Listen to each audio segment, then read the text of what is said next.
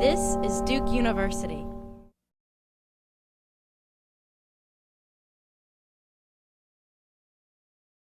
I want to join the chorus of people thanking Carla.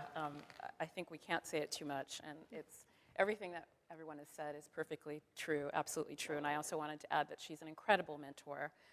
Since the very first moment that I met Carla, she sort of has taken me on and taken me up without me even asking, but I probably had sort of big beseeching eyes like those 70s watercolors or something. But so she's just an incredible person and incredibly generous, and thank you, Carla, for many years of mentorship. I really appreciate it. So my presentation's a lot less focused than Annie's, and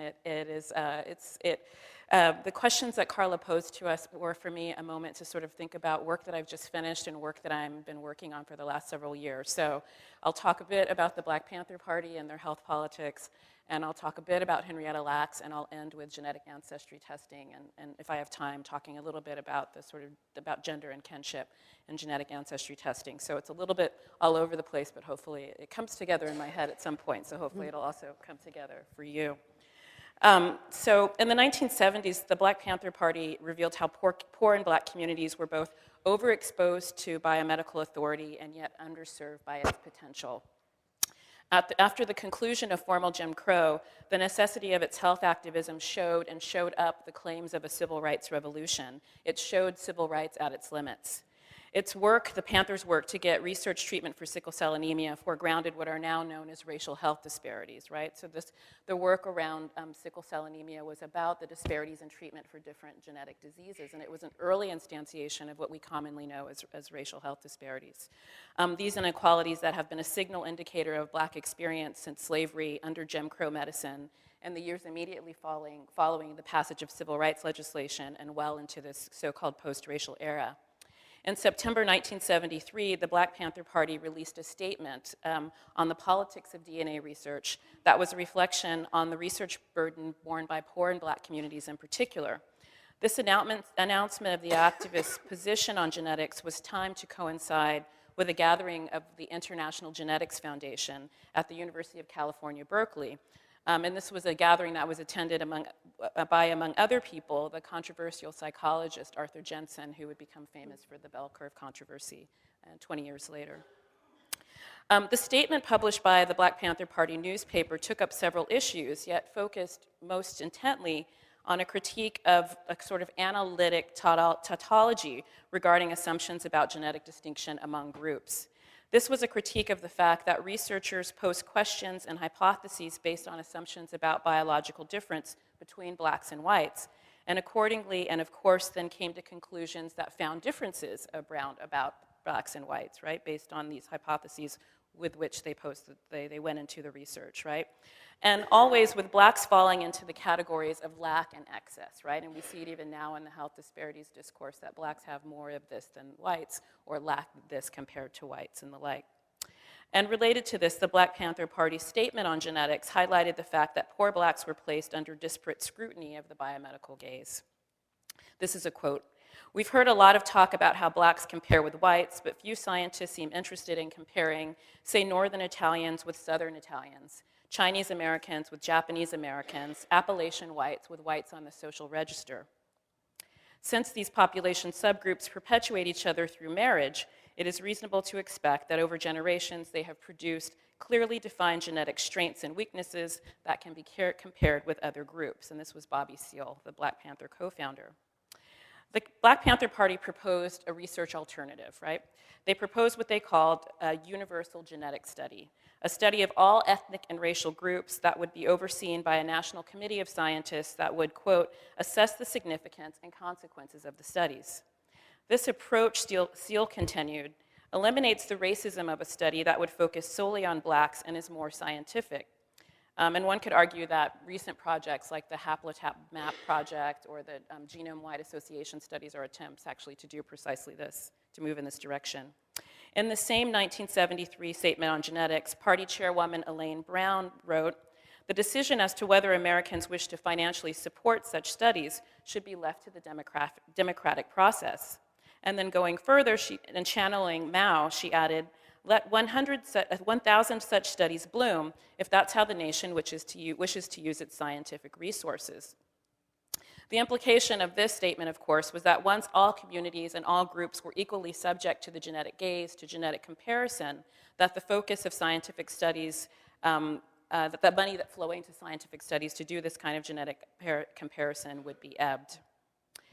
So I want to suggest that this little-known Black Panther interlude into the politics and social implications of genetic science research lays out some of the issues that vulnerable communities must deal with in the genomics era, including this issue of unequal scrutiny, both by gender and by race, and the essentialism that might attend to the use of the body as the archive, to take up the language that we're using for our conversation this weekend. And related to this, claims about, in the Panther parlance, the perpetuation of social groups through marriage, right? So reification not only of race, but of the nuclear family and particular types of reproduction. So the Black Panther Party had a network of clinics in addition to doing work around sickle cell anemia and talking back to genetic scientists and non-genetic scientists like the psychologist Jensen. And they were contemporaneous with the women's health movement, these clinics that they had. And so I just wanted to talk, and they were very much in conversation with women's health activists. So I just wanted to say a few words about women's health activism in this moment, by way of sort of thinking about Henrietta Lacks. So on the one hand, Rebecca Skloot did this fantastic job with sort of rendering her as a person for the very first time. But it's also the case that we have other information, and we can think about the challenges and the sort of corrections that women's health activists in the 70s were trying to render politically through a kind of body politics, and think about Henrietta Lacks in sort of that context, right? So the sort of medical paternalism, the paternalism of healthcare practices and healthcare encounters, the medicalization of childbirth, the sort of expert gatekeeping of women's bodies in gynecology, or the scenario in the 1970s, and certainly that was the scenario that Henrietta Lacks would have entered in 1951 when she went to Johns Hopkins Hospital, but moreover, sort of exacerbated by Jim Crow, of course, as well. So speculating again back to 1951, when Lacks walked into the Johns Hopkins Hospital with a pronounced lump in her abdomen, this exceptional tumor that Annie mentioned, we can imagine that her care had been neglected far more than the women who would come to establish the women's health movement. Henrietta Lacks was, because she was a member of two social groups, most likely to be the groups that were both, as I said in the Panther parlance, both overexposed to biomedical power and also least likely to benefit from it. Billie Avery, who is a Black women's health activist and a founder of the National Black Women's Health Project, sort of takes up feminist language, Black feminist language in particular, that I think is useful for thinking about the unique sort of intersectionality or the intersection that was Henrietta Lacks' life in this moment in 1951. Quote, "The healthcare system put poor women of color into triple jeopardy," and this idea of double jeopardy and triple jeopardy, of course, being pronounced in Black feminist theory. Discriminated against because of their class, race, and sex, they had difficulty merely getting access to health care. A bitter irony, because their need for medical attention was typically greater. Poor women and poor women of color in particular work in deleterious conditions. They can't afford a high-quality diet. They lived in homes and neighborhoods that pose health risks and in communities with few doctors, clinics, and hospitals. Okay, close quote.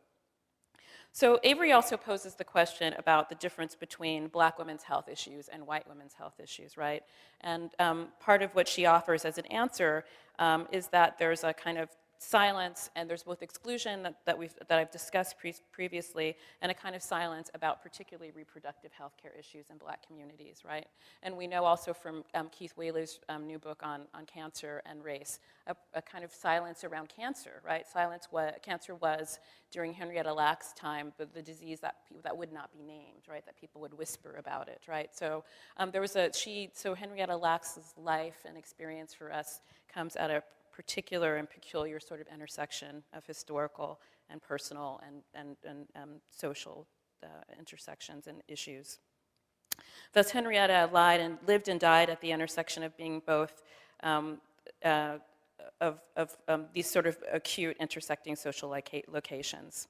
The story of Henrietta Lacks, I think, that's been rendered in scholarship and journalism. Harriet's written about Henrietta Lacks and Gila as well.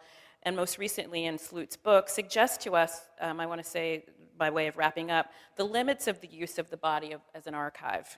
For despite the fact of Lack's proliferating HeLa cells, we did not know her story from these cells. And now I want to transition a little bit to talk about genetic ancestry testing, in which the very suggestion is that one can tell from tissue, from a cell, the full range of someone's life and experience, right? And I think that the life of Henrietta Lacks and the fact that these cells proliferate all over the world and have done so for decades, and yet we knew nothing about her, sort of, caution us to sort of take pause about what we can and cannot know from tissue solely.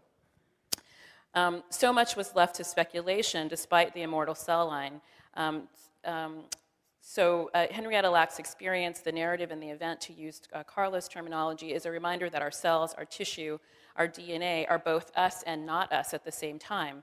They offer some insight into the past, but just as we couldn't know Lacks through her HeLa cells only, the same is true, I would say, of genetic ancestry testing. So a little bit about, bless you, about gender, genealogy, and the genome.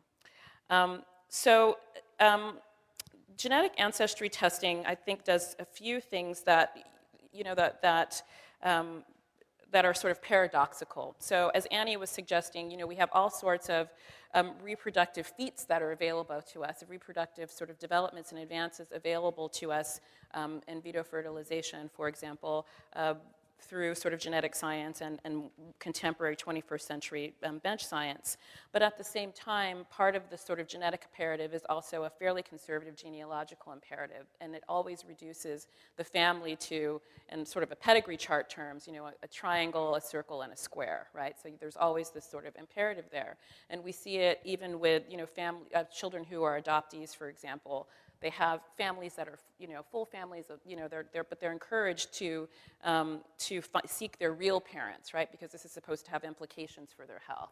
So that somehow we can have, families with two fathers, families with three mothers. We can have the various forms of step families, the families we choose in Kath Weston's terms, but yet somehow in this moment, this sort of heteronormative nuclear family is supposed to matter in a particular sort of way. And a sort of skeptical read would be, in a moment of high flux in the family, that there's this sort of anxiety that sort of produces a desire to fix the family in a particular kind of heteronormative way. And genetic ancestry in particular, this return to what Beth Palvinelli with regard to genealogy calls gridlock, comes up in a few areas, right? It comes up in the gendered framing of Y chromosome DNA testing and mitochondrial DNA testing as being sort of the mother and the father. And if we think about some of the more popular stories, if we think about the stories of Genghis Khan that were circulating in the press, and this idea that Genghis Khan was a sort of great conqueror and that he had all of these children and his Y DNA proliferated all over the world, that is a story about a particular type of masculine prowess, about conquest, about violence in a particular sort of way that's sort of abducted into genetic ancestry testing. And lastly, the idea of mitochondrial DNA cells, mitochondrial DNA, which is found, of course, in both men and women, but in ancestry testing is supposed to be the mother's line. So these are kind of examples where the discourse of genetic ancestry testing sort of operates through particular sort of gendered lenses that I think are worth raising, particularly because in conversations with other colleagues, and particularly Charmaine, we talk so often about race vis-a-vis genetic ancestry testing, and less about the way that gender is potentially reified as well in particular ways.